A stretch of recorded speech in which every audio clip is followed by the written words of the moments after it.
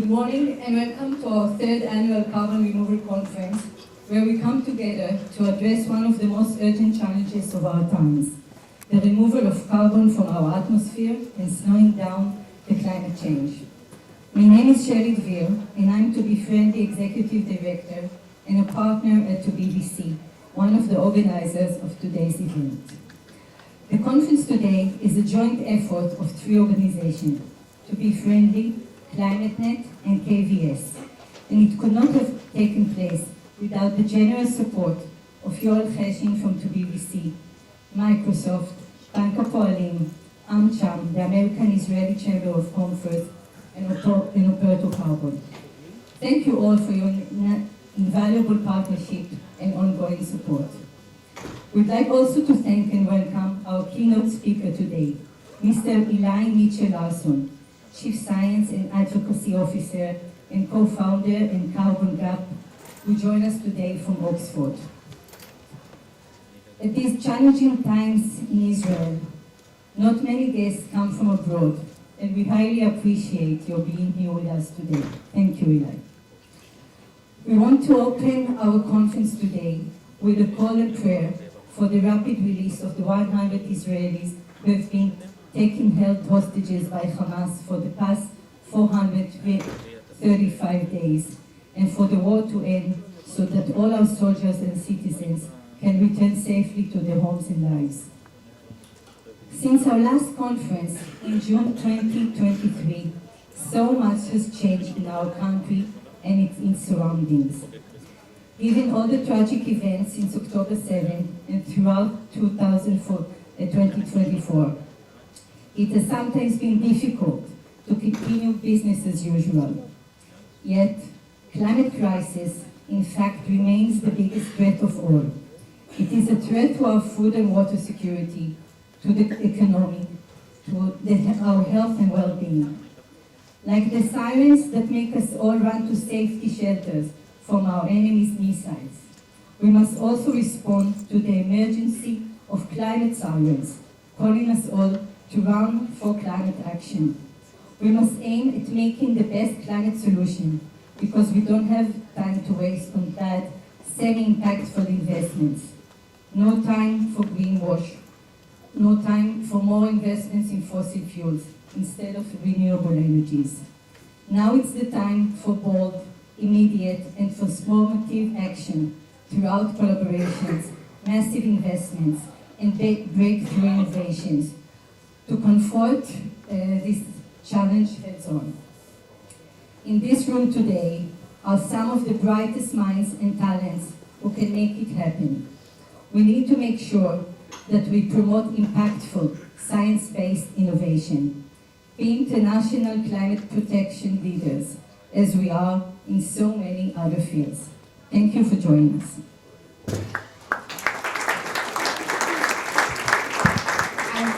As co-founder, and partner, we've split our remarks.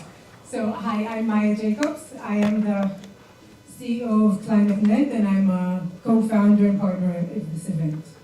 So today we'll explore the innovative technologies, learn about the evolving carbon trade markets, share knowledge and collaborate on cutting-edge strategies that can help us achieve the carbon future we're looking for, the carbon neutral future. We'll hear from the leaders in science, technology, policy, business, government, and industry who are pioneering new methods to capture and store carbon and trading in it. We'll discuss the potential of nature-based solutions, direct air capture, soil carbon sequestration and sea carbon sequestration, and more. We'll speak with the enablers, all the stakeholders that make a carbon trade market in Israel evolve. Carbon buyers and sellers, and the Israeli entrepreneurs who are developing ways to remove carbon. We'll hear from them about the rigorous process designed to ensure the integrity of carbon credits that are impactful with MRV, the measurement, reporting, and verification of carbon removal and reduction. Beyond the technology, it's crucial to also address the security, economic, social, and policy dimensions that are essential for the widespread deployment of carbon removal technologies and the methodologies. By working together, sharing insights, and fostering partnerships, we have the opportunity to drive the necessary change. For the past 2.5 years, ClimateNet and To Be Friendly have been partnering in leading the CarbonNet IL community, aimed at supporting the creation and the growth of an Israeli carbon removal and trade ecosystem that is as sustainable and impactful as possible. We aim to promote domestic and international relations and partnerships with experts from Israel and abroad. Our community is a meeting place for entrepreneurs, investors, members of government, academia, industry, businesses, NGOs, and everybody who wants to be part of the ecosystem that we believe will one day become a mega industry in Israel. Through our online and in-person meetups and webinars, we provide a central platform of industry-leading knowledge and strategic insights. If you haven't yet joined our CarbonNet community, now is a good time to do so. We have the QR code on here. This is a place to receive the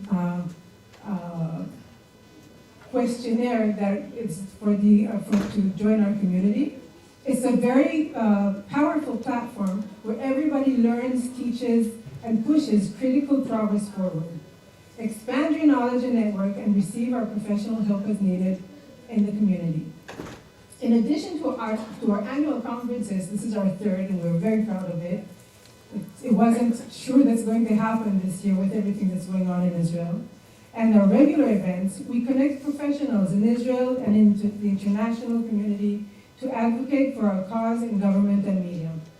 We would like to thank all of our speakers, panelists, and participants for their commitment and contributions to this vital field. We look forward to engaging discussions and innovative ideas that will emerge from this event. Our special thanks go to Moran Haviv from Microsoft, our host here today. Toda Rabba Moran. Sharon from Bank Hapoalim, Sagit Lamper from Amcham, and Dr. Avi Yuski from Porter Carbon. Thank you all for your generous contribution. And of course, a very big thank you and applause to our Michal Werber, who was the driving force for this entire event, and Shelly Dvir, who worked just as hard.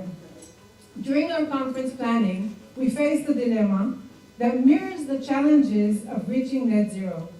Our goal was to conduct minimal waste events, but our budget couldn't pay for regular utensils, the ones that you wash and reuse instead of disposable ones. After exhausting every option to find affordable alternatives, we chose compostable, biodegradable disposables. This choice reflects the environmental solutions hierarchy also in the carbon removal reduction. Best option, avoidance. Don't use disposable utensils and prefer regular, reusable ones. In the carbon removal world, choose natural ways to remove carbon. Use renewable energy and avoid emissions as much as you can, hopefully entirely. Remember, gas is also a fossil fuel. Natural gas is a good way to market it, but try not to use gas in your project, even if the government is pushing it forward. Second best is the biodegradable disposables, reducing environmental impact, even if it's not the perfect one. And finally, offset, the third. After avoiding and reducing, then you alternate to offset. The lesson is simple. Always aim for the best solution first. Think of it as a ladder. Avoid, reduce, and only then, last resort, offset, and then repeat. Like every year, this conference is free of charge due to our commitment to public education and expanding the ecosystem. There is one payment that we really request you to pay. As part of our commitment to carbon reduction, the conference puts special emphasis on a low carbon footprint, with the goal of making this conference net zero carbon. It is my great pleasure to invite Nafi Ward, our third co-partner in leading these events from the beginning, the founder and CEO of KVS, and a big contributor to the success of this day. Nachi, please.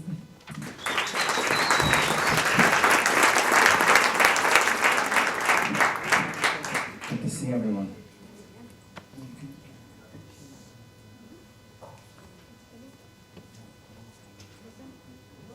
Okay. Good to see everyone. So for years now, this has been my mission, to help develop Israel as a world leader in the efforts to mitigate climate change.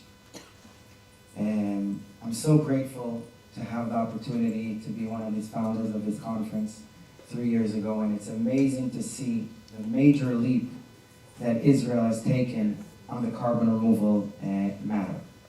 Really amazing, outstanding. This conference is all about recognizing that carbon in the atmosphere has a price, and that carbon out of the atmosphere has a value.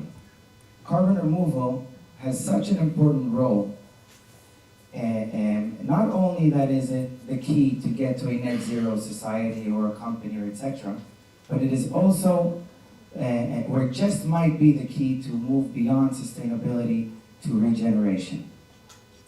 So we're all here today to gain an in-depth understanding of the different characteristics of this space and of the market that's evolving. But one thing is for sure, and I know everyone in this room knows that, is that carbon is not free. So since this conference is all about the enablers, we have the investors, the buyers, the suppliers, I'm here to remind all of you that everyone over here has a footprint, and everyone over here has the ability to be an enabler of this market. And so I was thinking that we should use this conference to set an example to the world, to vote with our legs, and demonstrate basically to the whole world how it's done. So let's make the first net zero carbon conference that all participants took part in measuring and removing their footprint. And basically, 100% of us will calculate their emissions, take money out of their pockets, and give it to someone else that his profession is to take and remove the carbon from the atmosphere, using obviously leading Israeli companies that we're going to hear from later on today.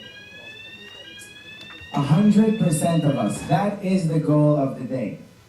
Now that's a goal. Oh, by the way, Eli, have you ever heard of something happening like this in the world? That 100% of the participants? I haven't, no. So we're up for the game. So as my friend Omer Adam would say, one second.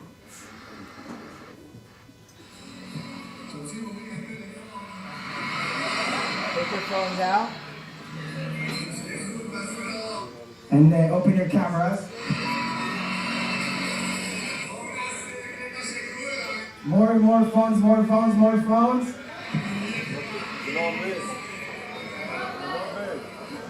We need the camera people to catch us. 100% of us are going to participate in this. Okay. Anyone manage to grab the slide? Okay. As I thought, obviously on the way here, someone got it? So, by the way, perfect. I guess that's what happened. It doesn't mean that we're not going to achieve our goal. But I will walk you through it. We have signs all over the conference. You go in, you use the QR code, and you basically calculate your footprint. How can I get to the link just to explain how to do it? And yeah, that worked exactly how it worked to come to this conference today. On the way here, the bus broke down in the middle of the highway, and no one was being able to let off, so he didn't let us off either, so I guess it's the theme of the day. That means it's going to be a big success. Yes. So I'll just walk you through the process. And by the way, any one of you with the link to the carbon conference of the day, you can see the measure, reduce, repeat, measure, reduce, remove, repeat logo. You hit on that and it takes you to the calculator. I managed. You managed? Yes. Okay. So that was about to be pretty cool. Yeah, okay. So anyways, I'll just, a couple points on the calculator for you, for the ones of you that are in that calculations. Anyone who came by a shuttle. Oh, here we go. Okay, so this is the calculator built for the conference. You have the common distances from places that you can come from. You can choose, if any one of you that is coming from abroad and has a hotel for this conference, here's the place to punch it in. You must enter the amount of days that you're in the conference. If you came by plane, here's the place to add how many hours you traveled. But most of us, this part is for us. So basically, for instance, I came around for the game over 10 kilometers by bus. Yes. Okay, we're done.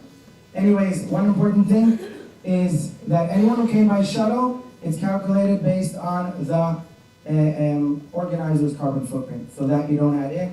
You hit calculate, and then over here you can see our carbon removal strategy, the carbon removal companies that we're actually buying the removal from, and here is the area to hit in order to pay. So we're looking for 100% of participants. If we can't do it in this conference, I'm very questionable if we can do it in the world. So let's set that tone. Thank you very much, everyone, for coming, and I hope you have an insightful and entertaining conference.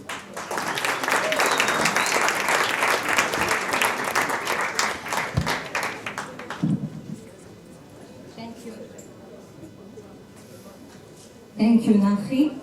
I'm pleased to invite Mr. Yoel Cheshin, founder of chair of the BBC and Be Friendly.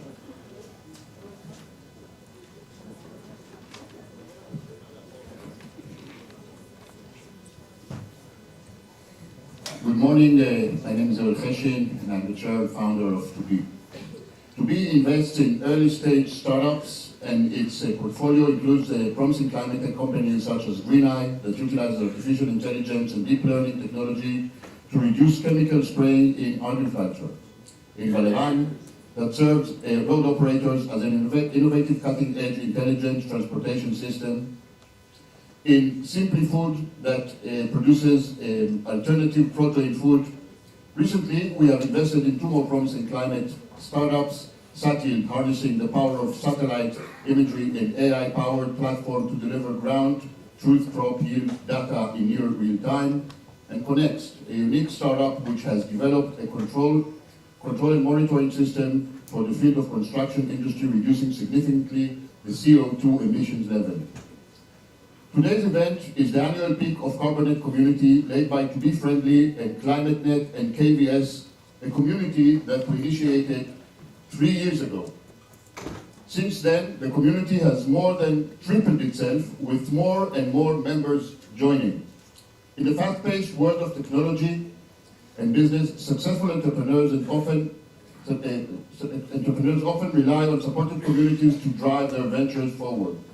The CarbonNet community started 3 years ago with the vision of fostering innovation in the carbon field, providing valuable business and scientific information, connecting with investors and commercial companies, building relationships and collaborations with local and international entities, meeting with government offices to remove barriers and encourage incentives and investments, all within a synergetic system that operates on multiple levels, enriching articles and up-to-date research, regular meetups with all stakeholders, a large annual conference, and a very active, unique WhatsApp group.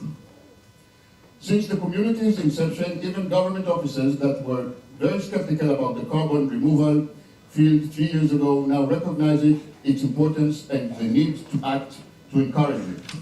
Similarly, investors have started investing and business companies are purchasing carbons. We're satisfied to witness our vision come true. I would like to thank our guest from Oxford, England, our keynote speaker today, Mr. Eli Mitchell-Larson, for coming and for the great contribution to the conference with Mitchell-Larson for coming for the great contribution to the conference with up-to-date content. I would also like to thank my team, to be friendly, Shelly, Dvir, and Michal Werber,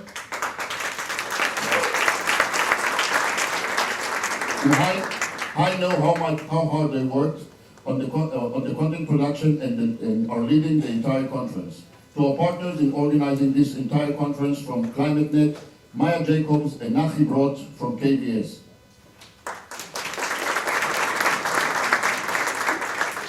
Just a little more thank yous. To Gideon Bachar and Rafael Moran for the partnership and the efforts that, of the Ministry of Foreign Affairs, to Sharon Aluf and Bank Hapoalim for the support, to Oded Rose and Sagit Lampert from Amcham, to Microsoft, and especially to Moran, Haviv, and Natalie for generously hosting and helping this conference to come to life. To Dr. Avi Lubchik from Operator Carbon and all the speakers and moderators who will participate today. We hope you have an interesting and productive conference that you can learn and get updated, and we create value connections and collaborations. Thank you very much. Thank you very much, Yoel. And come on, Neil Corney, CEO of Citibank Israel, who was here as a board member and representative of AmCham, Israeli-American Chamber of Commerce. Thank you so much. And good morning, everyone. Delighted to be here. It's a pleasure and an honor to be at this very, very important conference, which is focusing on the rapidly evolving carbon markets. On behalf of AmCham Israel Sustainability Forum, I'd like to thank the organizers for bringing us together to discuss this vital topic at such a crucial time. My name is Neil Corney, and I'm the CEO of Citi in Israel, a US bank and a truly global one, with presence in more than 96 countries, more than double any other bank in the world. But I'm also here as a proud member of AmCham. Citi is a proud member of AmCham in all of these countries, and I'm honored to say that I've been a board member here in Israel for almost 10 years. Citi is over 200 years old. AmCham has its roots going back more than 100 years. I think the first one was 1915 in China. And AmCham in Israel is more than 60 years old. We have 250 members, with some of the largest companies in the world representing more than a third of Israel's GDP. As we look around the global business landscape, it's increasingly clear that climate change is not only an environmental issue, but a defining economic and societal challenge in our time. The decisions we make today as businesses, policymakers, and individuals will shape the world for generations to come. Addressing this challenge requires bold leadership, innovative solutions, and above all, collaboration. The carbon markets represent a powerful tool in our collective efforts to combat climate change. By enabling companies to offset their greenhouse gas emissions through the purchase of carbon credits, these markets provide both a financial incentive and a practical pathway towards achieving net zero emissions.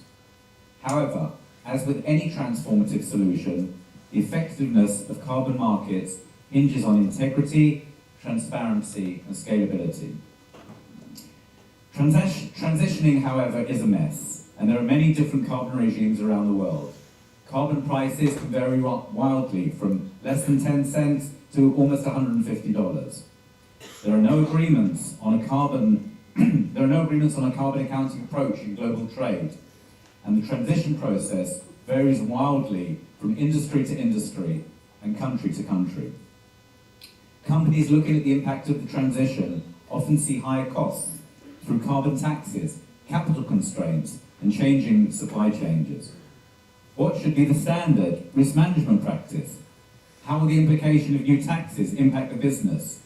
What will the new reporting focus look like? I'm sure that today during the conference you'll learn a lot more about these issues. Other considerations include resource allocation, capital skills, technology investments, and the use of green energy. For Israeli companies, this is an especially exciting moment. As a nation known for innovation and a technological leadership, Israel has the potential to become a significant player in the global carbon markets. Our tech ecosystem, coupled with groundbreaking developments in carbon capture, renewable energy, and sustainable practices, position us to contribute meaningfully to this field. Moreover, as global trends indicate an increasing emphasis on corporate responsibility and sustainability, Israeli companies have a unique opportunity to integrate carbon market strategies into their business models, not only to align with global expectations, but to create long-term value for their stakeholders. It's for this reason that the AmCham Israel Sustainability Forum has decided to sponsor the conference. We believe that understanding and engaging with the carbon markets is not just a forward-looking strategy, but an imperative for businesses aiming to remain competitive in a rapidly changing global economy. Through this sponsorship, we hope to encourage more Israeli companies to explore opportunities within the carbon markets and join the global effort to mitigate climate change. Citi, as a global leader in this space, was one of the first major banks to issue a net greenhouse gas emissions target by 2030. This was committed to by our CEO, Jane Fraser, the first woman CEO of a major US bank, back in 2021. For a global financial institution like Citi, a net zero commitment means working with our clients and helping them in their own low carbon transition, as well as ensuring all our offices, all our equipment, and all our facilities around the world are fully decarbonised. Citi is a major player in the sustainable debt capital markets field, and also the loans business in many of our 96 countries around the world. We're a leader in carbon offset trading and have been expanding our offerings substantially. We work with project developers, financing partners, and governments around the world to unlock funding necessary to support projects that seek to reduce or capture greenhouse gas emissions. Citi Israel is a full partner in this project. We were the lead arranger in the first ever issuance of a green bond by the Israeli government 2 years ago, which raised $2 billion. We then led a green bond offering for Bank Hapoalim, which raised $1 billion. The funds raised from these bonds are committed to help attain climate-related goals. In addition, our offices are totally plastic-free as of 2022, and we have invested in a green wall, as well as having a committed employees who proudly look for more sustainably related opportunities for Citi. In closing, I would like to wish you a successful day ahead. I'd like to thank all of you to your commitment to advancing sustainability and combating climate change. And I wish everyone a productive and inspiring conference. I'm proud to see so many people here today, and I hope you will use this day to renew your commitment. It's an international scientific consensus that in order to prevent the worst climate damages and stabilize climate change, carbon dioxide emissions need to fall to net zero. Israel needs to be a leader in this commitment. Join me, Citi and AmCham, and let's work together to make the world a better place. Thank you. Thank you very much, Lee. Now I'm pleased to invite for the last greeting Mr. Gideon Bachar, the Ambassador and Special Envoy for Climate Change and Sustainability at the Ministry of Foreign Affairs of Israel, a longtime friend and supporter of the carbon removal and trade community and these conferences. Gideon, the stage is yours.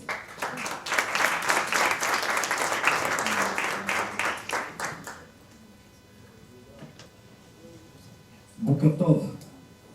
Shalom. A pleasure to be here with you today. Do you know what was the warmest year ever on record? This year. What was the warmest year before this one? Last year. And the one before that? And this goes the last 10 years like that, in which we have broken the record of global warming of 1.5 degrees Celsius. This year, Ladies and gentlemen, we are not only walking or running, we are galloping toward a disaster. A climate disaster that will affect all of us everywhere on this globe. And one of the very most important things that we can do is to remove CO2 from the atmosphere. We will not win the climate crisis as quick as we want if we do not remove immediately big quantities of CO2 from the atmosphere. Remember that. And here comes Israel. We have a mission. We have a global mission. We have a shlichut to be the leader in the world in carbon removal. In carbon removal, sequestration, and usage. This is one of our most important goals as a nation. Ladies and gentlemen, very rarely it appears in history that a nation is faced with its destination, with a choice to become a leader, to become a game changer. And this is our time, the time of Israel to do something very good. So our vision, together, all of us, is to make Israel the world leader in carbon removal, in the development of technologies, and in showing the way to the whole world what can be done. Now, a vision has to be translated into measures and steps. Let me show you a few of the measures, the ideas. One, we have to fix the regulation in Israel. There are already startups and companies doing carbon removal, and they need the support of the government to create a regulation for them to work. Secondly, we have to establish a market, either a national market or international market, or to become a member of a regional market in carbon capture and storage, like other countries, like Norway, Switzerland, New Zealand, and others. We have to fix and to establish targets for carbon removal in our NDC, nationally determined contribution. The government's program how to reduce emissions. It has to be there, even if it is only modest targets, but it has to be part of our NDC that we will submit to the UN beginning next year. We have to create more hamamot, more research centers that will develop these technologies. Another step is to increase significantly the money and the time that we devote to the development of these technologies. I'm again saying we have an opportunity here and we must take it. And part of it is the development of research, academic and applicable research, and to invest money. Other great powers in the world are already investing billions of dollars, and they have fixed targets of removals of hundreds of millions and tons in China, in the United States, in the European Union, and in other places. We have to think how we can bury CO2 in the ground or in the sea, and I know that the Geophysical Institute in Israel is already working on that. And then the last point, there is a great idea of creating a corridor of infrastructure between India, the Middle East, and Europe. And we have to think also how we can use the pipes that will be laid down either for hydrogen or for gas, also for transporting CO2. So all by all, I would like to summarize. We have an opportunity, we have a chance. This is our time. And I know many people in this room, I've met you, I've seen what you are capable of. Let us work together because this is the time to act. תודה רבה, thank you very much. Thank you, Gilli. So now we are done with the greetings and we're moving forward directly to our first panel. We have a change in the agenda. We'll start with the enablers partner, the enablers of carbon trade market from various disciplines. I'm pleased to invite to stage our panel members, Sharon Azulai, co-founder and managing partner at KΑATAO Ventures. Sharon, take a seat. Dr. Graff, chairman of HiCenter Ventures, supporter of the Israeli Center for Green Economy, and Gilli, the head of global innovation and investment at the Israeli electricity company.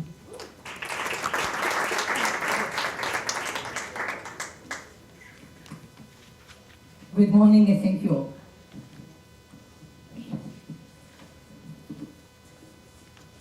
So, first question. Please introduce yourself briefly in the context of carbon removal. What do you do in this field and what scope is your involvement? Woody, please. Okay, I'm Graff. I'm the chairman of HiCenter Ventures, an accelerator based in Haifa, managing 75 startups. We specialize in blue economy technologies. As a private investor, I focus on impact ventures and sustainability. A good example is a company startup called Blue-Green Water Technologies. They clean large, huge water reservoirs and create significant long-term CO2 sinks. Hi, my name is Gilli. I'm head of innovation and investments in Israel Electric. I'm sure as you all know, Israel Electric is a major electricity producer in Israel. Actually, today responsible for 40% of the electricity produced in Israel, and we produce it in the power plants. Used to do it with coal, today with natural gas, and which emits carbon, of course. So we do a lot of work in looking how we reduce the carbon in that process, and also in the future, how do we change the natural gas and move to hydrogen, which is a much cleaner way to produce electricity. So we look at different technologies in that aspect, which we're going to talk a little bit today also. Good morning, everyone. My name is Sharon Azulai. I'm the managing partner of our family fund. It's a fund that focuses on improving humanity's well-being. We've been doing it since 2009, and we are looking into solutions in, obviously, medical devices. We're doing medical devices as well, but mostly energy, new materials, and Industry 4.0. Climate is obviously of major interest for us, and carbon reduction, carbon storage, carbon extraction is definitely verticals that we are looking into. And we are looking to build an industry. We invest only in Israel, only in Israeli companies, and we do want to build an industry around this topic. Thank you, Sharon. We have two types of investors on the panel, venture capital and corporation, with the government as additional key stakeholder, though not present here. What are your motivation? What's in it for you? Gilli, let's start with you. Yeah, so I started to say, we feel responsible for what we do. We are responsible. We used to produce 95% of the electricity in Israel. Today, after the reform in the electricity market, we producing 40%, and it's still a very massive production of electricity, and there is a lot of carbon in the process. So every day when we go to work, we actually look at what can we do to make it better. We made the major shift from coal to natural gas, which took a while, but it's completely there, and the revolution is already made, and we hardly produce with coal anymore.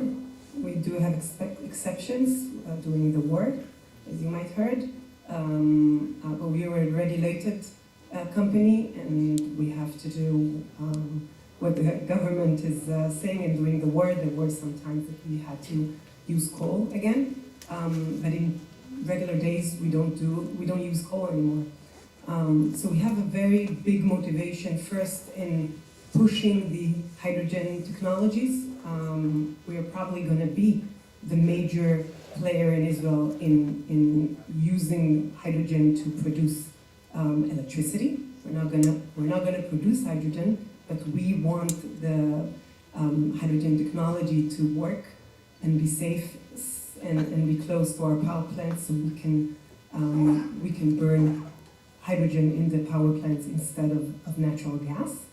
And in the meantime, while we do use the natural gas as our main fuel, we completely understand, and it was discussed here before, that it's not a completely clean. It's much better than the coal, but it's definitely not clean. So we look at a lot of technologies in doing carbon removal and carbon capture. You invest in them? Yeah. So we actually, in Israel Electric, we have two major aspects of working with new technologies, with startups.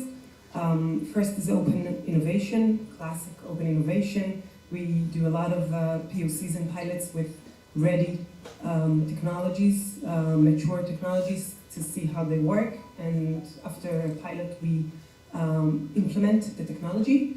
And we are acting as a CVC, as a corporate VC, looking at new technologies and investing in them. We invested in 5 startups. We only invest in Israeli startups as a governmental company.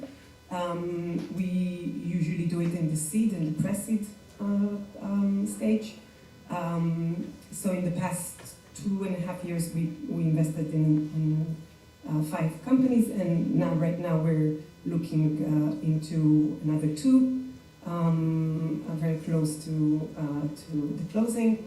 And this is a major part where we look for investments. The carbon capture could be from our chimneys, could be from the air or water. So we have a very big motivation in that area. Thanks, I am a VC investor with 20 years of experience in leading angels teams. I focus now on startups solving global warming issues. The removal of carbon from the way up of emissions is well known, is controlled, is regulated, is $1 trillion market. The way down, cleaning, taking carbon out from the air, this is more exciting in my opinion, more difficult, and it is extremely important. So I'm focusing now on companies and technologies that are trying to remove from the air and not to stop it going up into the air. As a family fund, it's a bit different than obviously the traditional PCs and angels. We do have a mission statement, right? We want to improve humanity's well-being. So we do care about building businesses in a fixed environment even before returns. Having said that, it's going to be extremely difficult for a company to raise money without the premise eventually for an investor to say, oh, you'll be able to make 10, 15, 20x on the money. So I think a combination of both would be the right answer. For us, obviously, do good would be the first one, making money would be the second. We are investors at the end of the day. We do want to build businesses, we want to build businesses in Israel, we want to build the ecosystem in Israel. We think it's important. And because we start really early in the process, we like to get early stage companies. So we're doing pre-seed, we're doing seed, because we think we can guide those teams in the right direction in building a story. At the end of the day, it's a storytelling, right? Building the right story that will resonate with CVCs, for example, bringing value and value to investors. Thank you, Sharon. What are the challenges or difficulties that you identify in investing in carbon removal? Woody, let's start with you. I'm talking again on the way down, not the way out. Up, it's important. In my opinion, the carbon removal bubble is currently forming. Big money, lot of hot air. And I'm talking with you about our experience in the market. Feet on the street, not stories up in the sky. If companies can raise investment of $100 million just for dumping garbage in the ocean, it won't last.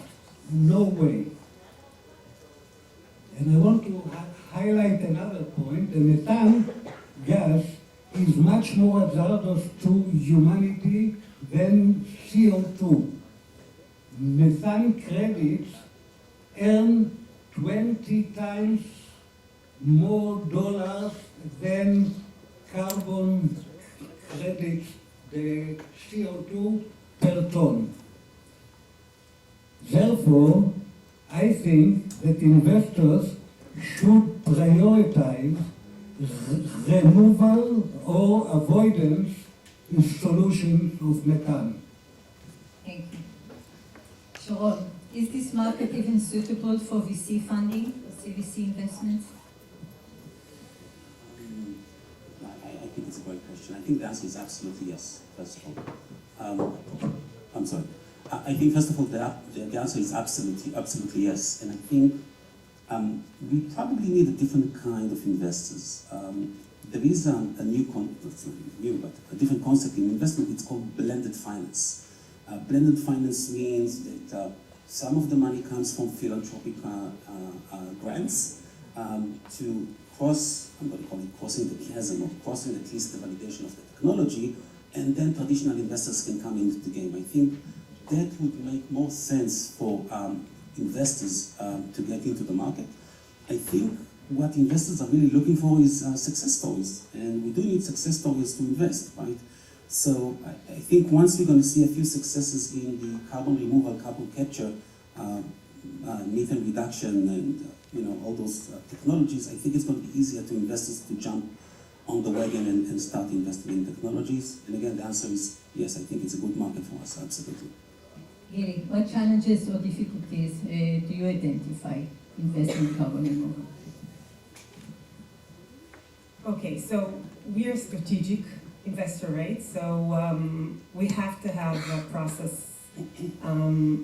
The technology that we look for have to go into and blend with our processes. Otherwise, it's very hard. It's very hard to make it happen. So we look at carbon capture, or from the chimneys, or from water or air, and we identify three main challenges, I would say, that when we look at the new technology, we try to see answers and solutions to those three challenges. So the first one is actually when you go into the process of carbon capture, you have different materials and waste in that process. Those materials and waste that are a byproduct of the process is something that we need to take care of.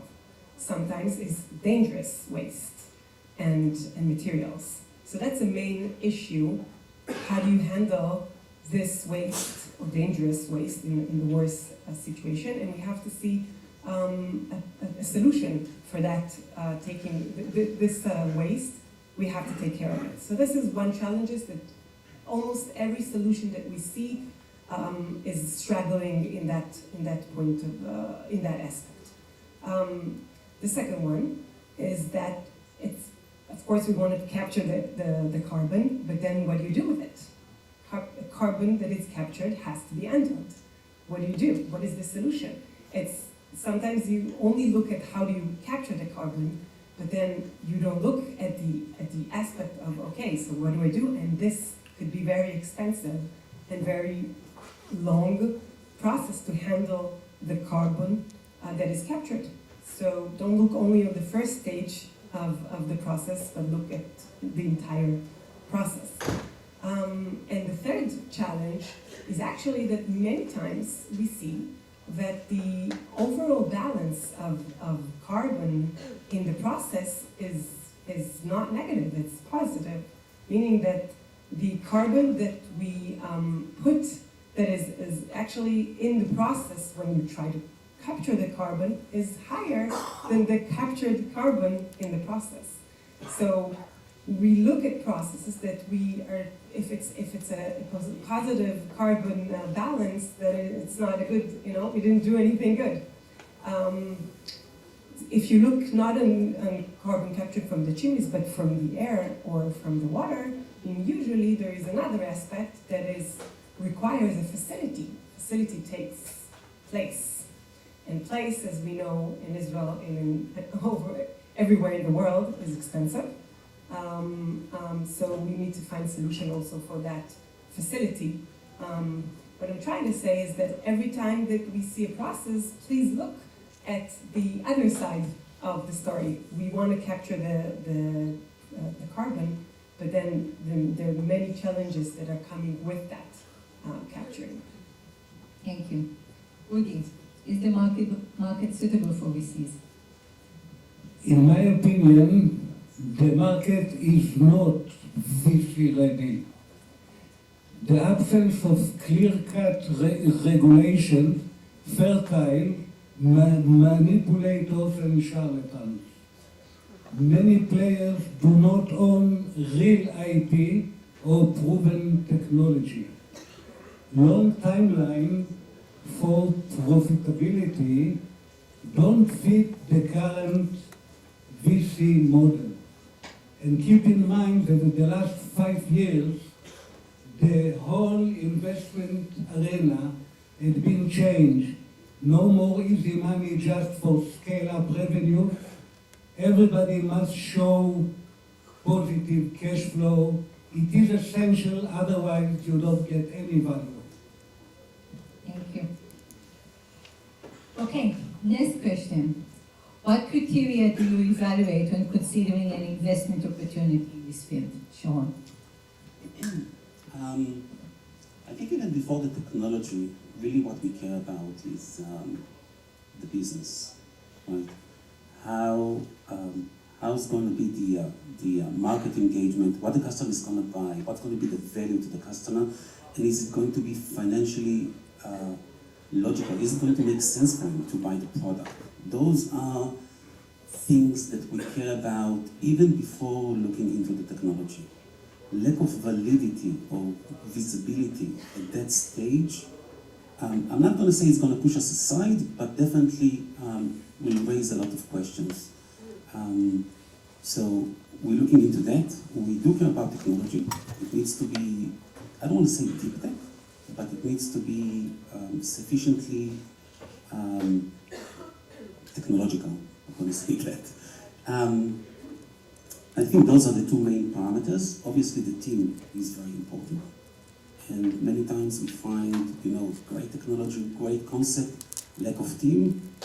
Great team with no concept or lack of go-to-market is actually much better. So I would say we prefer team before anything else. So those, I would say, those are the three main things that we're looking when we are seeing an opportunity. Thank you. Gilli. So I won't address the regular things because I think you all know, of course, the team and so on.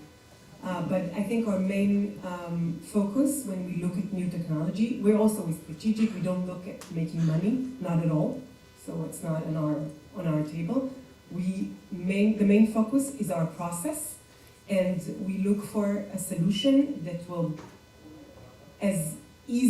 first it will be as short as can get, won't have many stages of a complicated solution.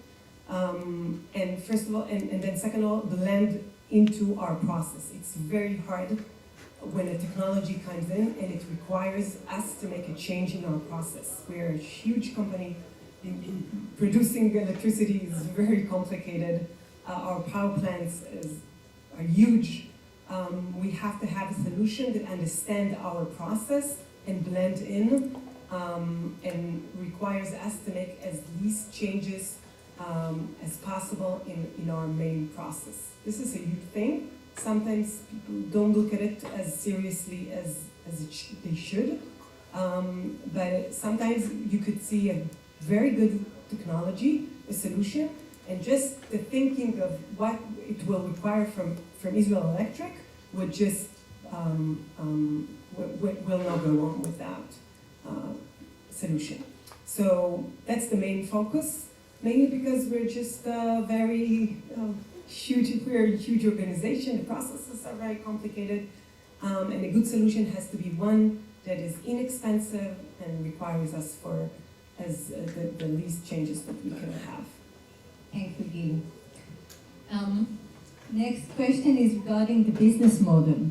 Udi, would you be interested in a company focused only on carbon credits as a product for your business model? Would you invest in that? For me as an investor, very clear, no way. Companies must generate revenues without relying on credit. Carbon credits should only boost profitability when the market will be mature. I give again the example of blue-green. They earn now from the toxic algae cleaning process, not from credits. In the future, the water reservoir owners will get the cleaning for free, while blue-green earning will come from the carbon credits.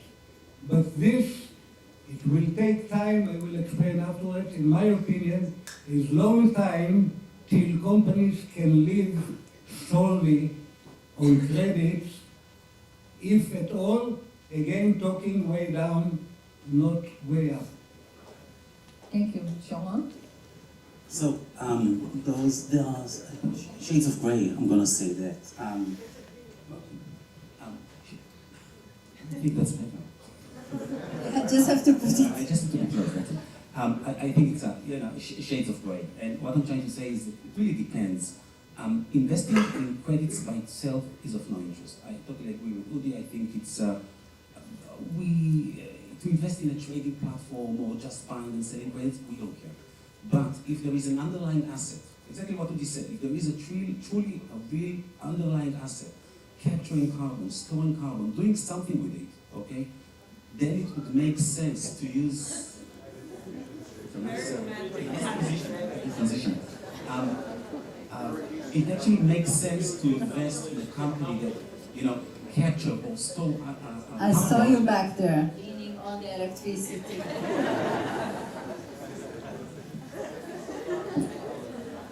And the way to eventually use those carbon, or to use the carbon, is to trade the credits.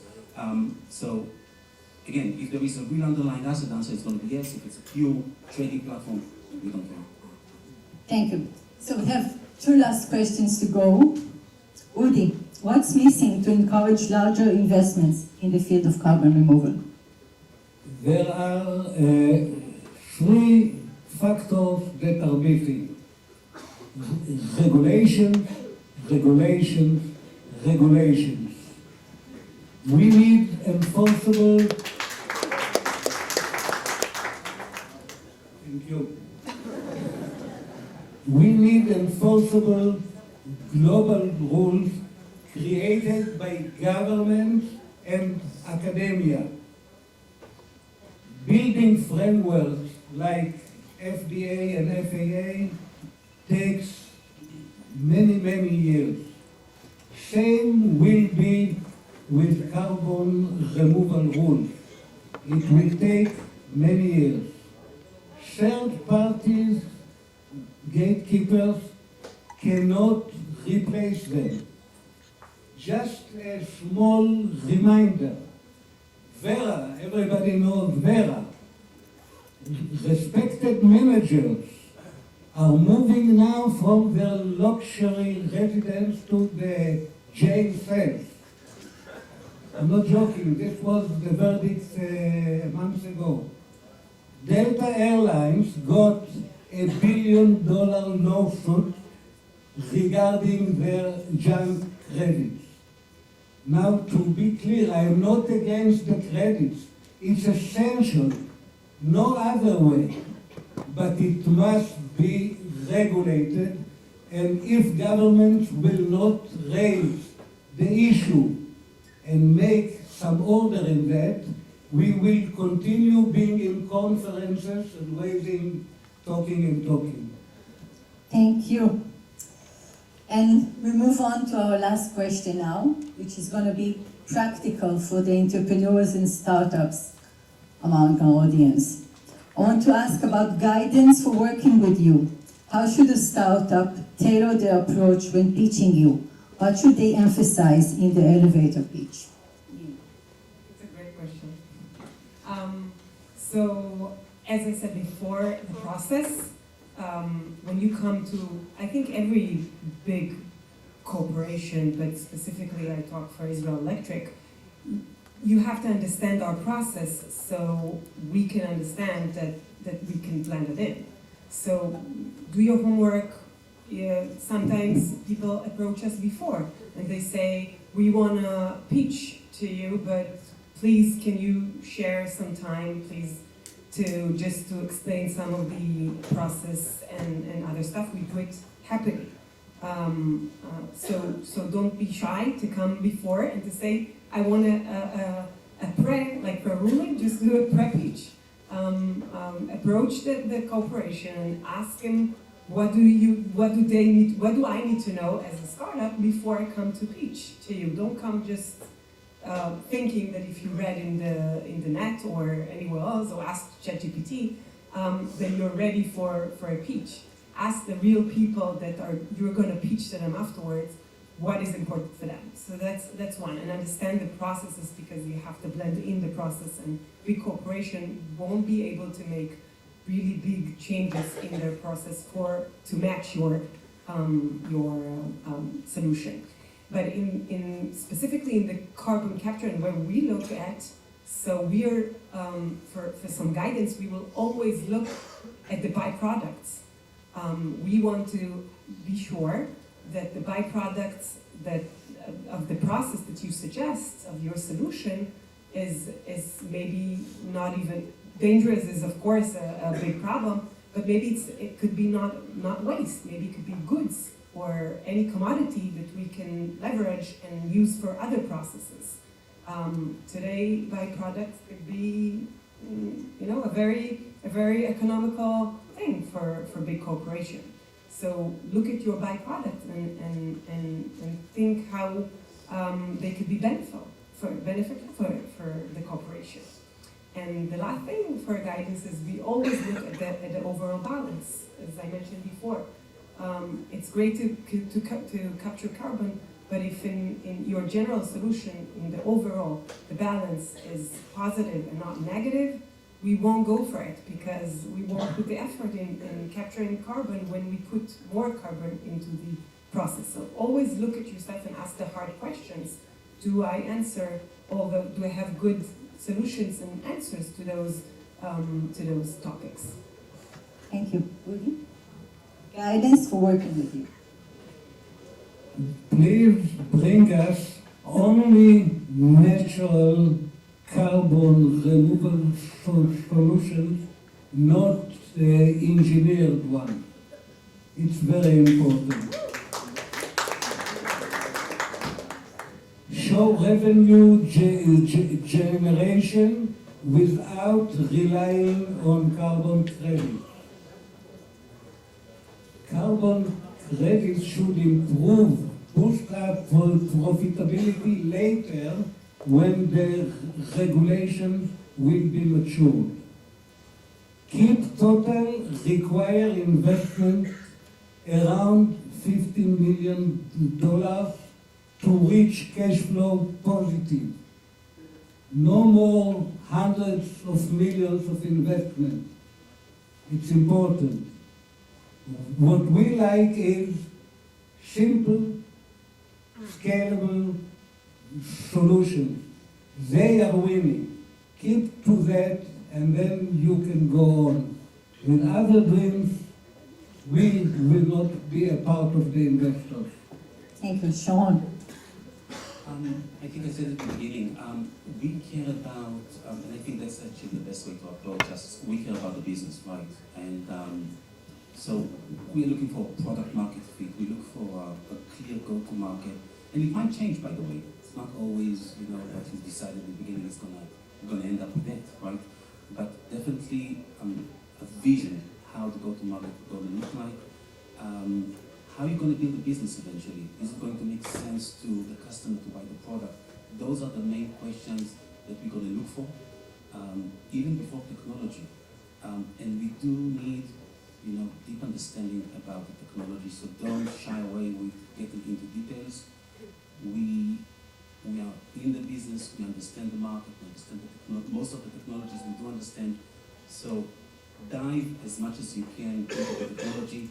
We are trying to figure out if it's simple enough, if it makes sense, if it's going to be economical, if we can build a business around it. Those are the main things we care about.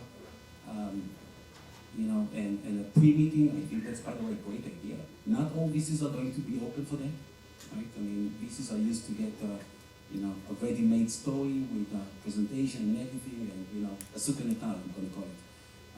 But for us, as a family fund, a pre-meeting is definitely something we'll be willing to do.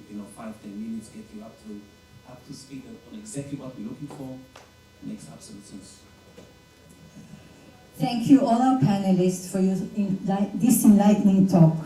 I hope you enjoyed it as much as I did. We would now appreciate if you can, all participants, please scan the QR code and answer the following question based on the panel that we've just heard. No? Questions to the audience. Come on, scan and answer.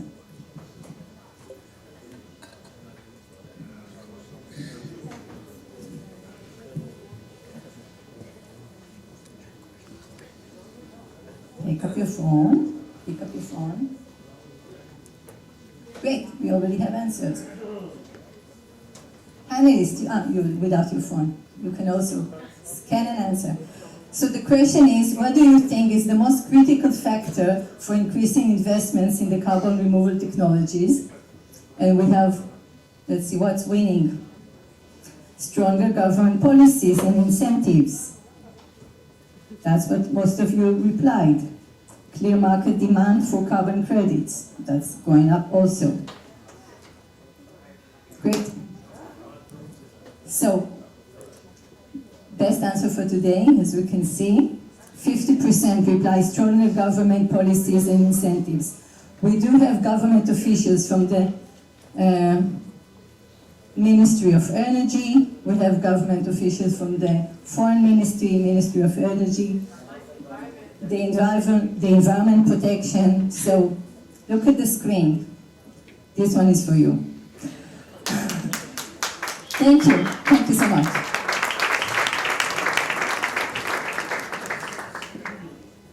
Okay, so again, all our government representatives here, listen, and we have a meeting tomorrow. We're bringing with us our guest speaker today to speak with government officials. So I'm very happy to introduce Eli Mitchell-Larsen, the Chief Science and Advocacy Officer and co-founder of Carbon Gap.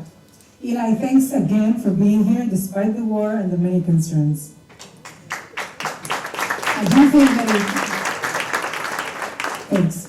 Eli Mitchell-Larsen is driven by a vision of a world in which we remove more carbon from the atmosphere than we emit. He believes that the carbon gap can close the knowledge, policy, and ambition gaps between where we are and what science tells us is necessary to deliver a healthy climate. He's an associate of Oxford Net Zero, the University of Oxford. His research focuses on scaling technologies and policies that can deliver global net negative emissions through equitable, responsible, and durable carbon removal. Eli was the lead drafter of the Oxford Principles for Net Zero Aligned Carbon Offsetting and the World Economic Forum's Net Zero to Net Navigative Guide to Carbon Removal. Prior to establishing Carbon Gap, Eli advised Fortune 500 companies on net zero strategies and was responsible for carbon removal procurement at Carbon Direct. He was COO of the Sun Farmer, a social enterprise that designs, deploys, and finances solar installations. Sorry if I left this off. And in Nepal, and an impact investor at New Island Capital, deploying over $90 million into utility-scale renewables and sustainability, managing redwood timberland and the organic farmland. Eli holds a bachelor's in science in geology and geophysics and environmental studies from Yale University, and a combined master's in science and MBA in environmental change and management from the University of Oxford. Eli, the floor is yours.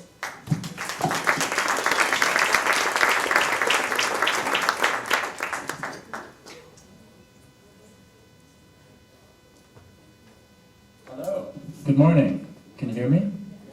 Excellent. Thank you so much to the organizers and to everybody. It's so amazing. I've heard that this conference has grown enormously from 2 years ago. So thank you for having me, and I'm looking forward to speaking with you this morning. Just briefly, I have sort of 3 affiliations. I'm a policy advocate under a new program from Stripe Climate, the Stripe Climate Fellows.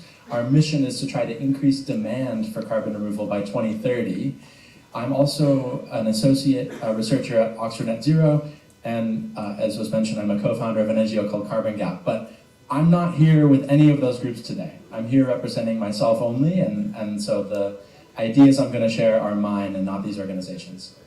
And I thought, we're going to hear a lot of detail from these excellent panels about people who buy carbon removal, sell carbon removal. My job, I guess, is to go a little bit bigger picture and to tell the story of carbon removal. Oh, whoops. Sorry. Now I'm understanding. We're one behind. So I want to take us way back in time. It'll be a little bit fun, I hope, and think about what is the ancient history of our relationship as a species with carbon. And then we'll talk about carbon removal today, and then briefly some challenges that we're facing as we go forward. So where does the story of removing carbon from the atmosphere begin?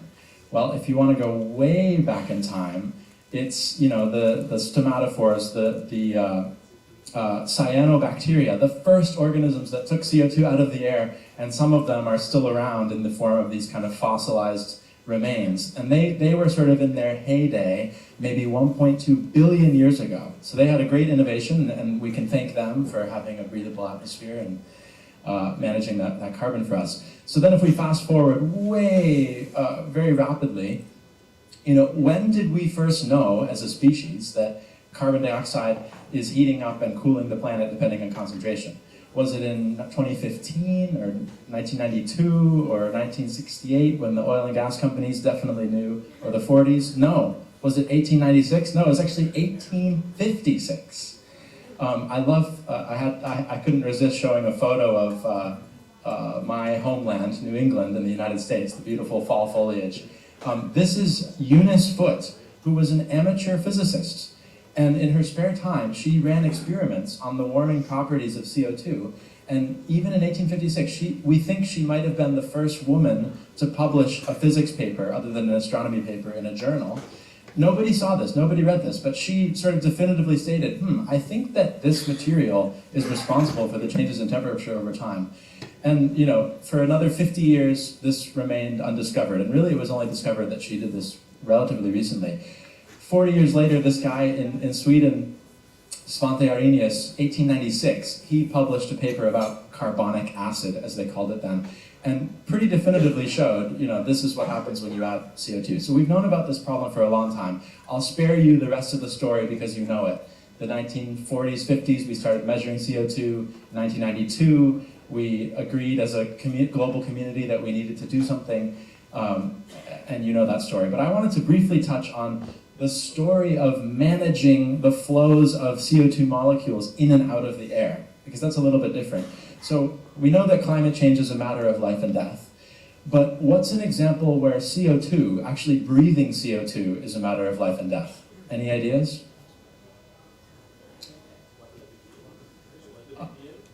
Yeah. Where might you die if there's too much CO2? Yeah, and specifically where? On a submarine. So, oh, sorry, I forgot to mention briefly, since we're here in Israel, we've been managing carbon for a long time with cementitious building materials. I think this is in Caesarea, this is the Roman aqueduct, and even I think hundreds and maybe even thousands of years before that in this region, people were using quicklime. So we have a long history, but that was just a fun side note. So submarines, this is a place where you'll die if you don't have a way of removing carbon. And initially, we thought that you could handle 15,000 ppm, 1.3%. But in the 1980s or 70s, they realized actually that affects the pH of your blood. It's not so good. And there's some other evidence it affects concentration and mental acuity. And so, how do we keep nuclear submarines underwater for weeks and months? Well, we scrub CO2 out of the air, and you can see the evolution of the early scrubbers to the more recent ones, but they still use chemistry that's not dissimilar from some of the direct air capture companies So we've known about this for a long time. But so I just wanted to briefly say that, we've been wrong many times, right? For decades, even centuries, we knew that CO2 caused warming, but people said, it absorbs the same radiation as water vapor, it's not a problem. Oh, the oceans absorb it. Maybe it will happen in thousands of years, but is that so bad? We'll have more agriculture. Oh, we can handle these CO2 concentrations. So I think, and today, yes, of course we can remove carbon on submarines, but why the heck would we do it from the air?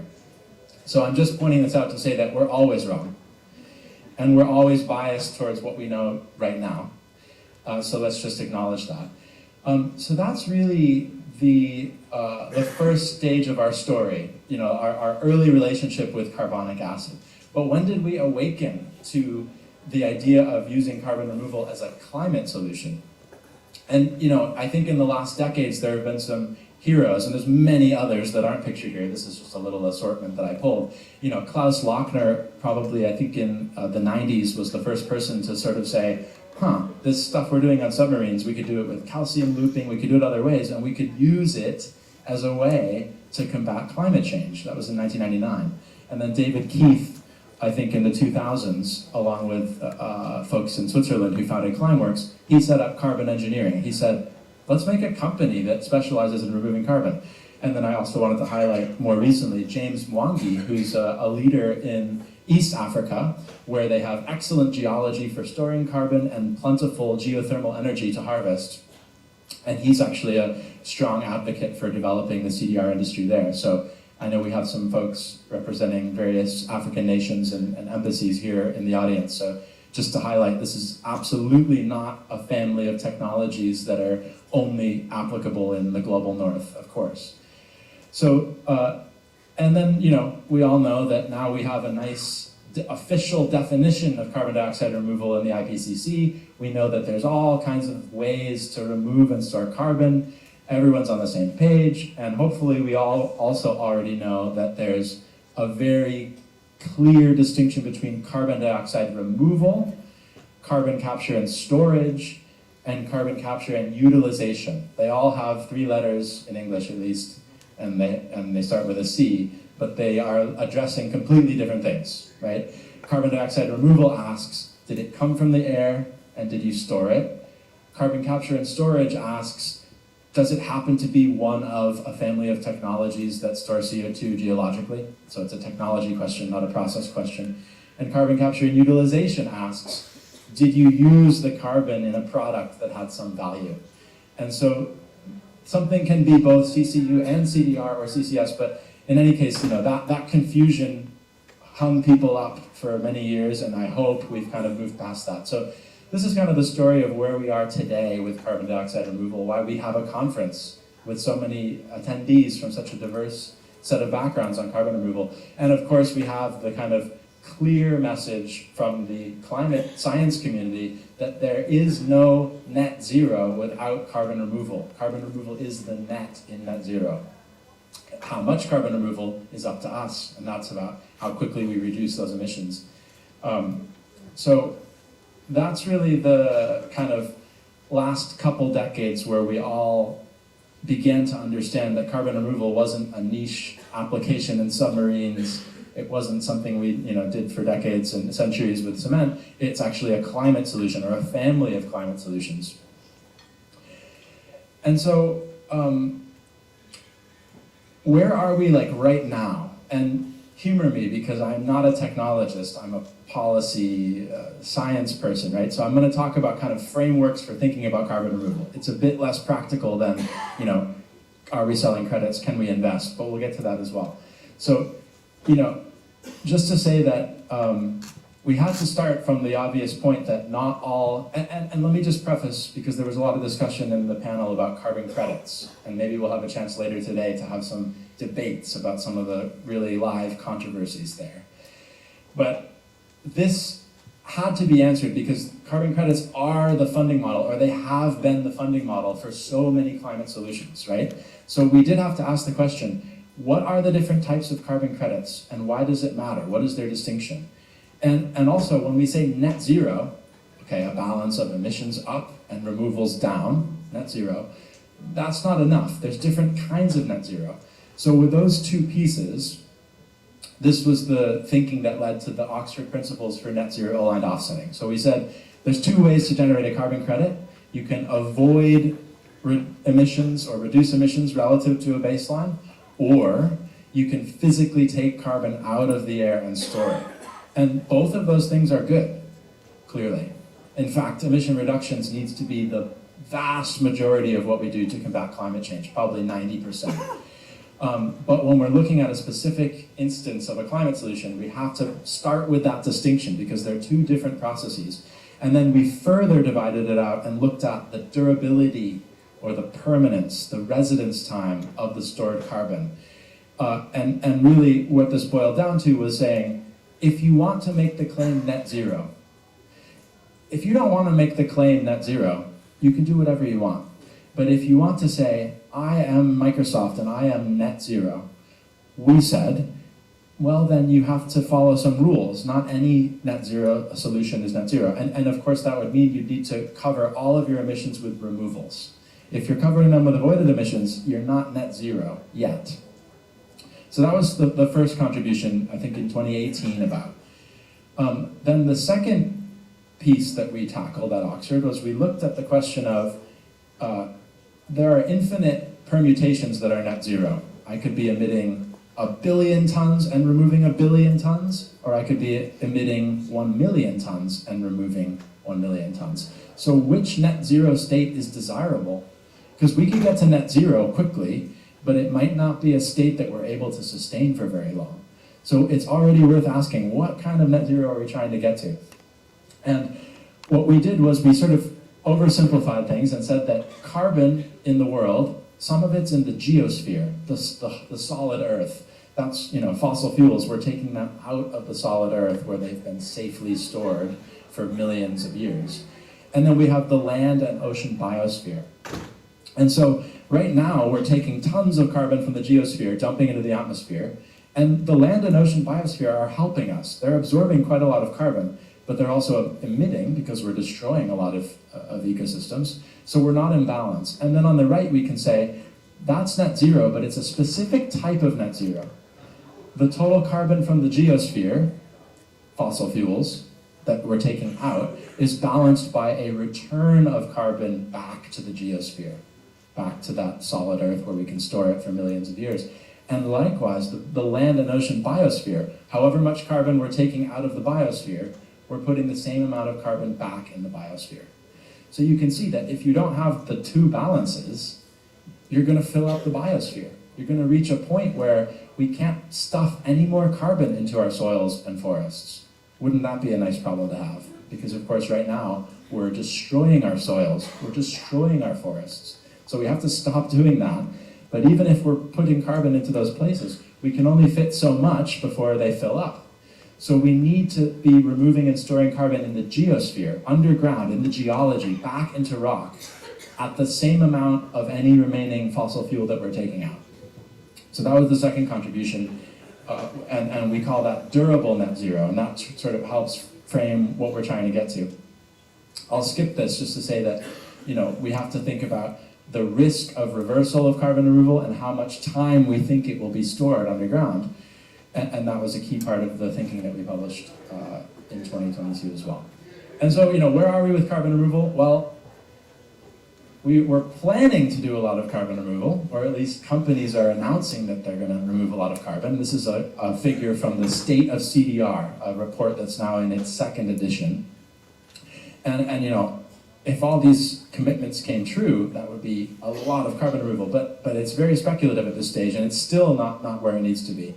Another way of looking at the question of where are we today is, how much kind of conventional carbon removal, which is the term they use to refer to removing and storing carbon in forests, soils, wetlands, the stuff we know about, conventional carbon removal. So, we can see that, we're in the tens of millions of tons, and we need to get to the billions of tons. So we're a fraction of the way there. And then you've got this stuff, novel carbon removal. We heard in the last panel that one of the firms is only looking for natural solutions. Well, I would first argue that the distinction between natural and technological is a false distinction. Because of course, storing carbon in rocks, in carbonates, is natural. That is the way that the Earth returns carbon to the geosphere. So what is a technology, what is natural? I mean, we've transformed 50% of all habitable land into farming. So is that a technology? I mean, we are the greatest geoengineers of any species. So I think that distinction is a false one, but it is fair to say that some carbon removal methods are novel. They're new, they utilize new technologies, and that's where Israel can play a huge role with the history of agricultural innovation, desalination, etc. So we can see also that there's tiny amounts of these novel carbon removal being sold. And then, from CDR.FYI, we can see the huge increase in the sale of carbon removal credits predominantly. And I'll just note that, it's a little scary that we have such a high concentration of buyers. Thank you, Microsoft, our hosts. By far the largest buyer of carbon removal in the world.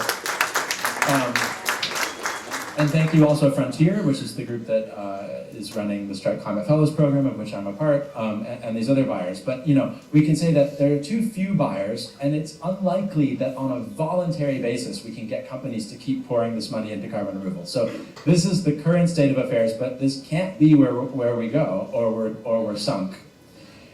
So finally, and then we'll close, I wanted to talk a little bit about what are the challenges that carbon removal faces in the coming years. And there are a lot of them. It's a little overwhelming, right? Can we avoid deterring mitigation, right? Is carbon removal gonna impair how quickly we reduce emissions, right? Because why are we even having this conference here when the building stock of Tel Aviv hasn't been insulated, hasn't been converted to solar? There's a lot we could and should do, in a sense, before we even think about mining the air for carbon. So that's an important question. How is the international trading going to work? Last year you had Olga Ghassanzadeh from the supervisory body of Article 6, excellent colleague of ours, and how's that all going to work? How are we going to account for the energy? Who's going to profit from the carbon removal? Is this going to happen fast enough? Are we going to build up too much carbon in various stocks that we're worried is going to get released? Because the carbon doesn't just disappear, you have to put it somewhere. And wherever you put it, you've got to watch it forever. Forever. We're not great as a species at doing anything forever. So this is a little bit confusing, but forget everything on that slide. I'm going to talk about the one challenge that I think is the most important, and it came up in the last panel. Who pays for carbon removal? Carbon removal is like dumping a thimble of red dye in a swimming pool and then saying, get the red dye back out of the pool. That's what we're doing. And that costs money because it takes energy. We can't get around the physics. And it's not like solar and wind. Solar and wind produce something that everybody needs, a kilowatt hour of electricity. So it's simple. All we need to do, took us 20 years, billions of dollars from the US, Germany, and Japan and others. We just have to buy down the cost until it's cheaper than natural gas. And it is now. Carbon removal is not like that. It always costs extra money. And so who's going to pay for carbon removal? We have to get creative because we only have so many Microsofts in the world.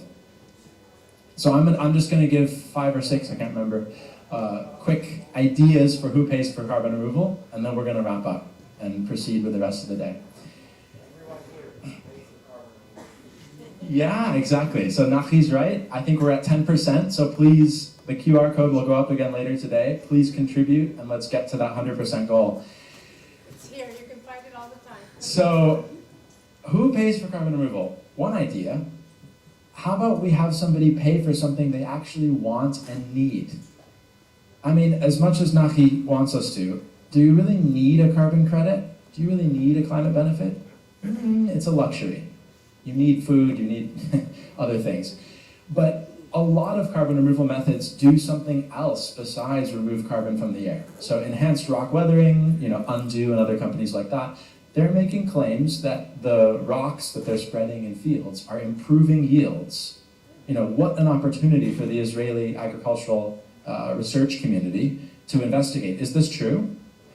And if it is, we don't need any carbon credits, because if we can improve yields, that's money in our pocket immediately. If you can improve water retention, there are claims that biochar can do various things about nutrient retention and water retention. So great, if it has those benefits, let's find a way to require that that's done or to incentivize that. And the fact that you're removing and storing carbon, excellent. But don't turn it into a carbon credit, because you can pay for the entire activity on its own.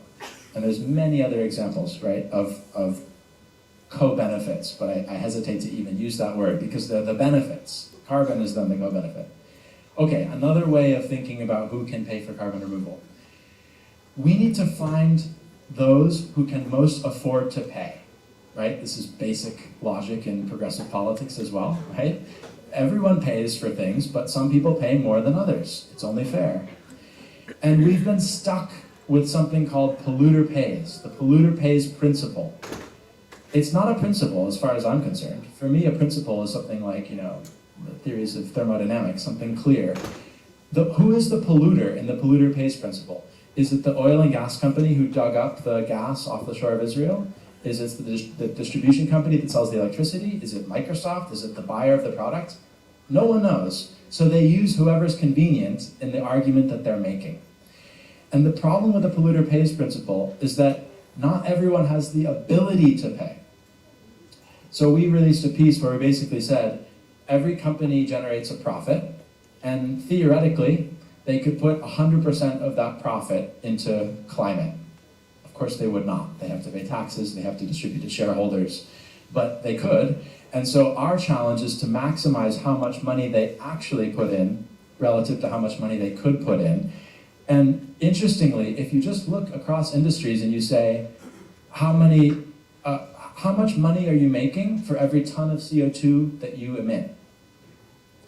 Because usually we look the other way around. We say, how much CO2 do you emit for every shekel or dollar that you make? But just flip that on its head for a minute and say, how many dollars do you generate per ton? And we see that some industries, like the one that we're hosted by today, they make hundreds of thousands of dollars for every ton of CO2 they emit. So can they afford $100, $200, $300, $700 per ton for a carbon credit? Of course they can. As a percentage of their profits, it's nothing. Over on the right, you've got the big baddies, the heavy emitters, cement, steel, etc. They're the ones that are usually the polluter in the polluter pays equation. They don't actually make very much money for every ton of CO2 they emit. Their margins are small. So the most they could ever pay for carbon removal is $10, $20, $30, $100 a ton. They can't afford the expensive stuff. So this is just a way of looking at it and saying, we can redefine who pays for carbon removal, and we can be brave as politicians and regulators, and we can say, if I require every new data center that's built to remove all of the carbon it emits times 10. How much is my Netflix subscription going to have to go up to pay for that? Nothing. They're making so much money, they're printing money. So this is just a bravery question for policymakers to say, enough is enough. We know about climate change now, and these tech companies and finance companies, sorry to be hard on them, we love their products, we love their offices, but they make so much money, it would be trivial for them to pay for carbon removal many times over, okay? Yeah, well, we will, and we do, and the point is that ultimately who pays? We pay, right? The citizens of the world pay, and it's just a challenge to figure out how we make sure that's fair.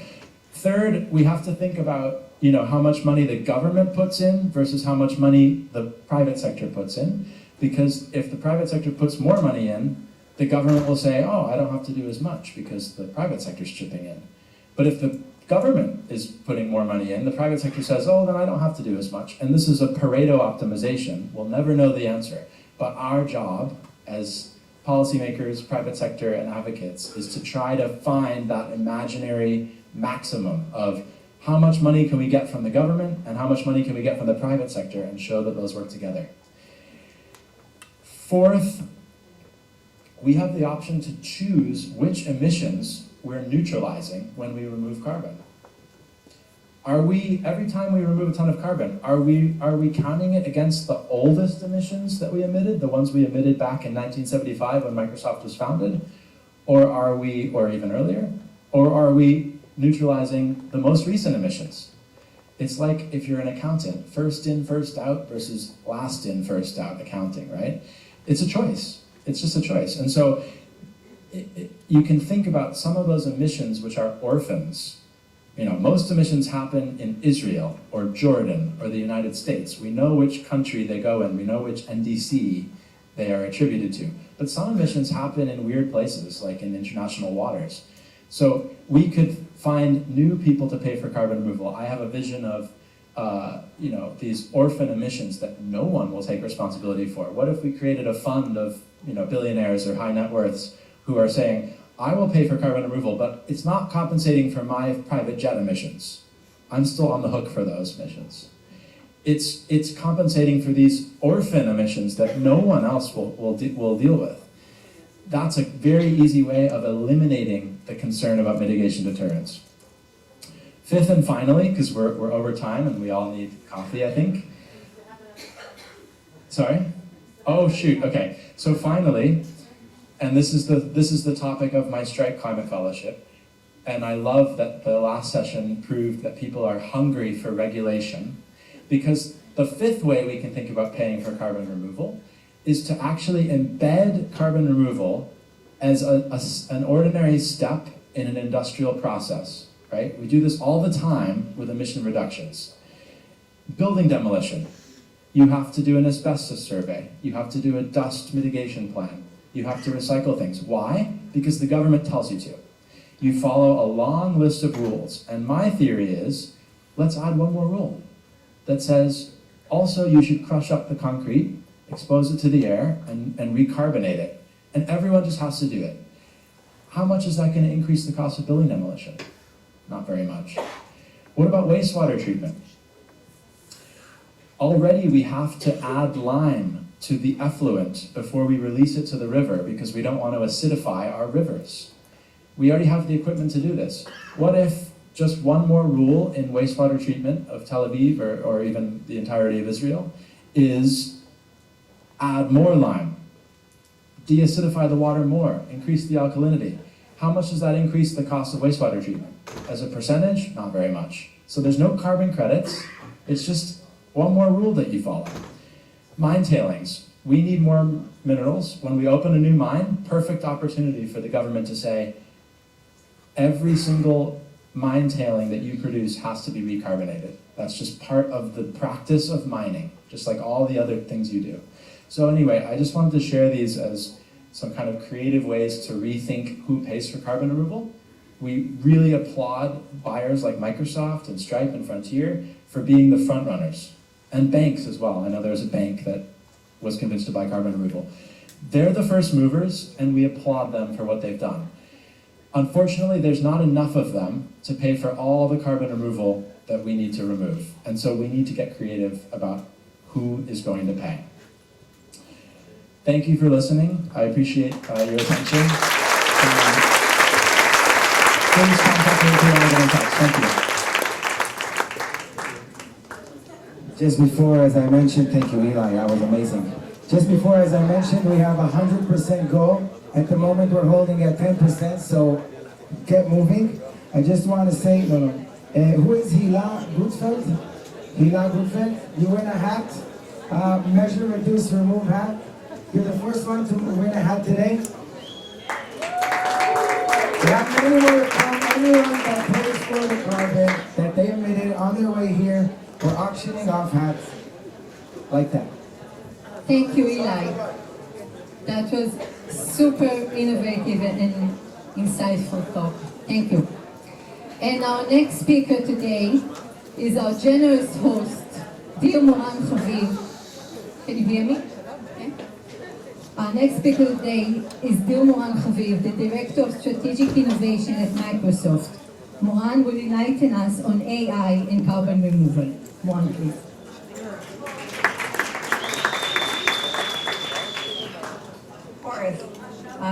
Hi everyone. I'm very excited to be here, and I'm very excited to see you all here. I see a lot of familiar faces, which I love very much, but I see also a lot of non-familiar faces, which means that as an ecosystem we are really growing, and that's pretty amazing. Thank you very much, Eli, for an inspiring and thought-provoking talk. I hope that I can inspire you a little bit more with some thoughts about, how can we accelerate things that related to technology, and not only about, how can we think about this problem. As I said, as Shelly said, my name is Moran Haviv. I'm leading strategic innovation in the CTO office of Microsoft. In the last 3 years, I'm looking a lot into climate innovation.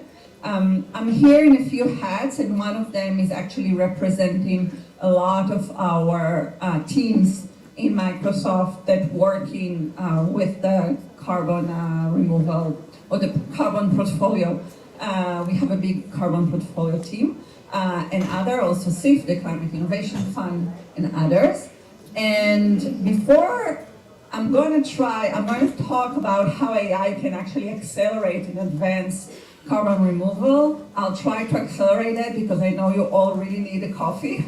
So I'll try to do my best, but bear with me a little bit. So let's start. Before we start, I do want to put 1 second to speak about something that we all shouldn't forget. In March, we are hosting here some sisters and daughters of some of the hostages for a film. We created a film for them. I can't believe that, we're almost a year after this movie. We were assured that after this movie they are going to be released, and we are still here. So I really hope that they will be home soon, the 101 hostages in Gaza. So we're going to talk about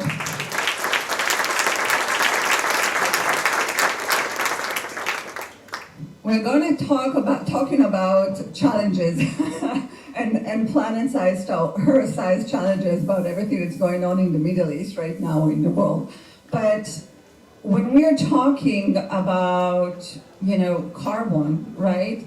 This is a planet-sized challenge. There is no one country or one company or not even 5 companies, as Eli shows, that can actually solve it by itself. And we are just before Hanukkah. And in Hanukkah, we speak a lot about that there is one light, but if you have a lot of lights, we can actually, beat the darkness. So I hope that each of us will actually be a light in this planet-sized challenge and solve for this and go for this. So by 2030, I'm not going to say a lot of things that you don't know, but I do think that it's important to say that we need to cut carbon emission by 50%. We as a world. We as Microsoft also committed to do that. it's a big challenge. It's a really bold challenge. We are still on our way to make it happen, although of the growth and economic growth. But we also need to have 30 times more carbon removal capacity, and we have 6 years. How are we going to make it? And some of it is related to infrastructure. What changes in infrastructure and technology can be made so we can actually go and make it happen? We will need 1,000 times more of carbon removal capacity in 2050 in order to get to what the UN and the Paris Agreement is talking. So we need to rapidly change the course of the current economy. And I'm not going to talk about everything and how can we reduce things, because we are here to focus about carbon removal. But I do want us to understand that the carbon removal is only one part of this entire, if you will, huge plan of like saving our Earth. So we believe that AI and the breakthrough with AI that just happened is an essential tool to actually accelerate sustainability progress. And specifically, the changes of AI being able to measure, right, and predict and optimize complex systems.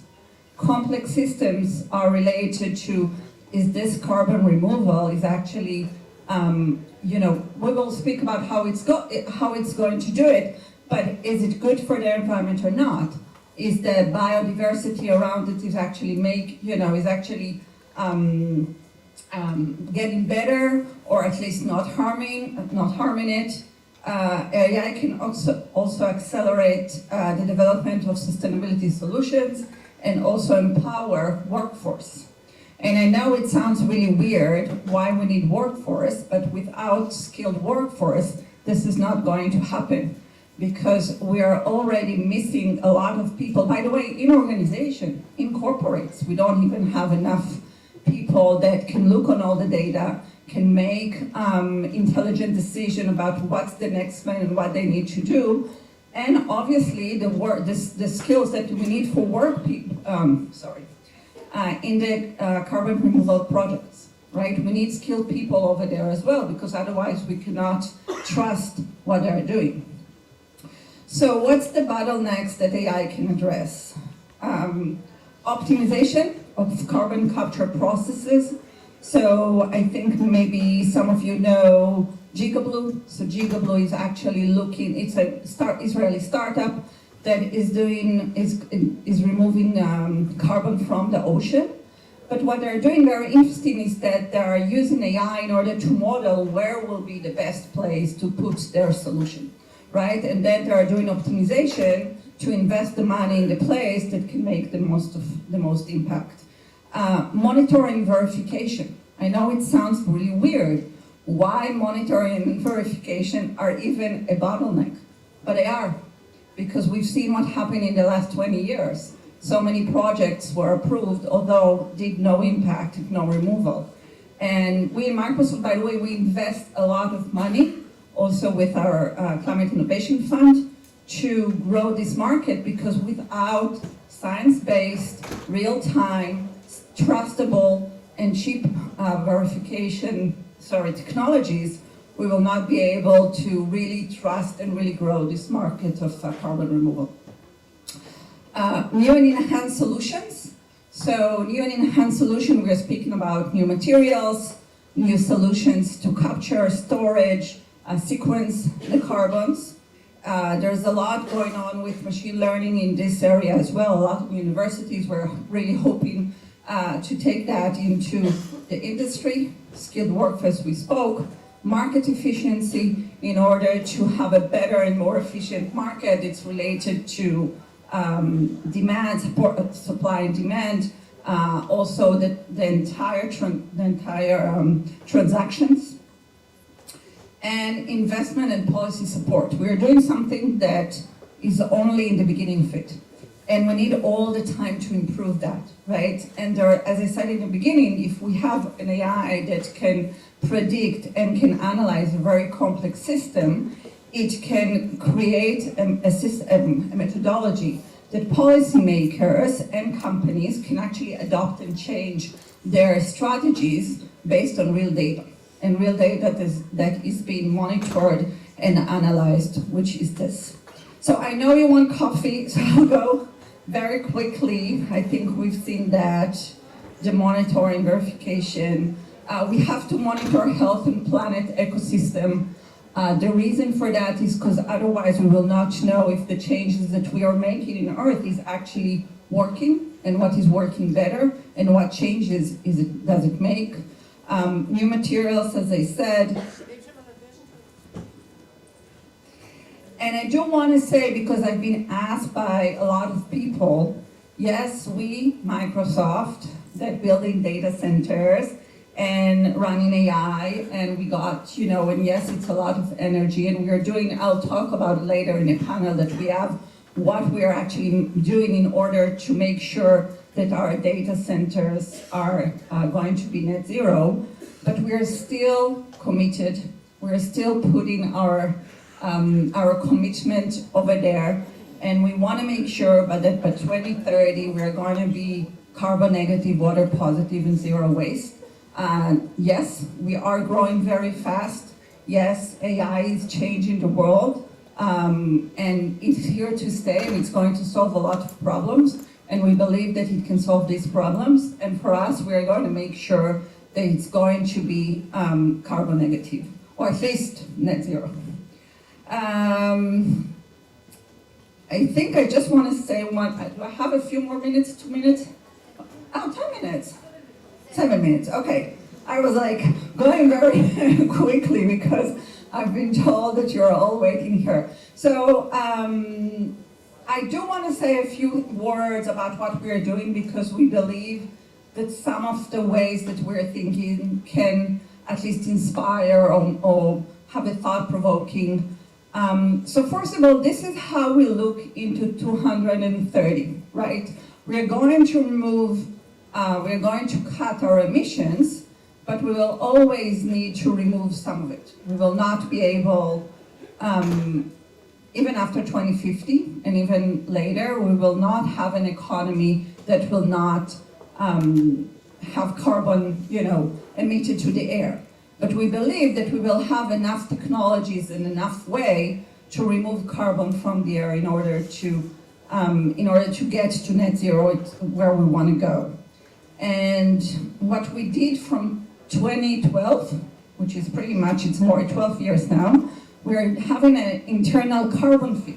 So every business unit is actually paying a carbon fee based on the CO2, the ton of CO2 that they're emitting, and with this fee we are going to purchase the carbon removal, and we are investing in new technologies, so we will be able to remove that for later on.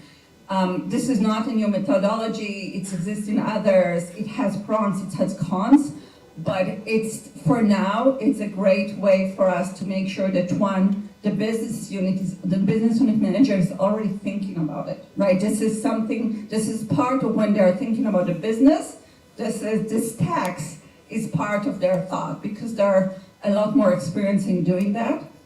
Second of all, from that we have the money, right, in order to purchase and be a large purchaser that's looking into market and better understanding where is the right way, or what is the right technologies that we believe can enable us in 2030 and 2050 to arrive to meet our commitment. So yes, as I said, I know a lot of people here knows that there's also cons into that, but the ones, at least from the corporates, I do recommend you to get to this. We are publishing every year not only our sustainability report, but also a carbon removal, like our carbon portfolio team is publishing a report.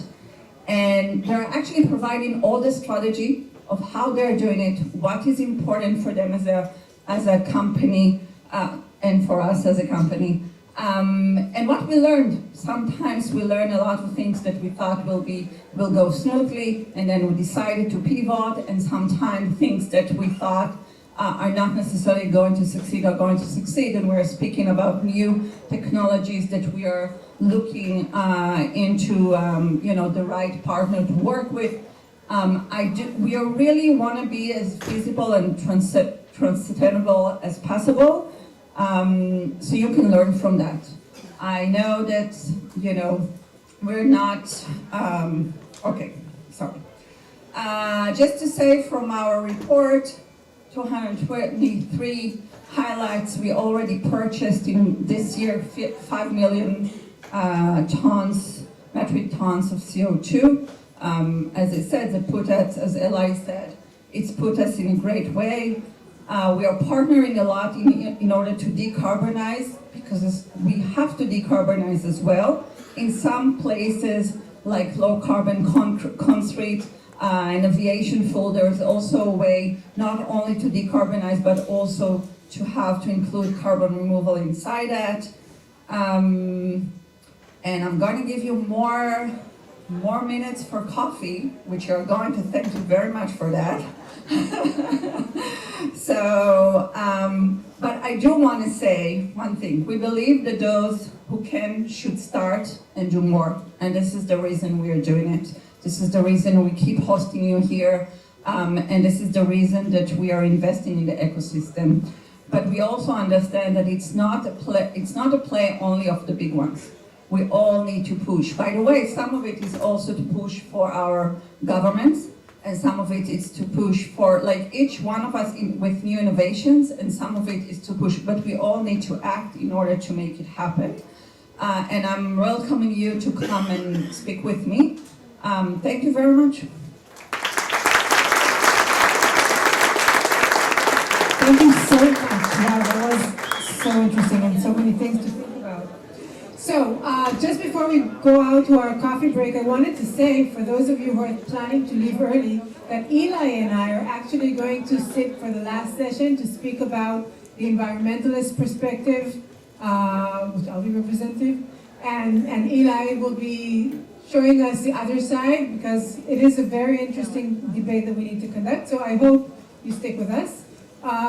If you still haven't used the QR code in order to pay for your admissions coming to the conference, please do so. We have a mission and we want to make it possible. And actually we have a first winner already. The second winner, Nafi. Vered Pardo, who are you? Yay, you got a hat.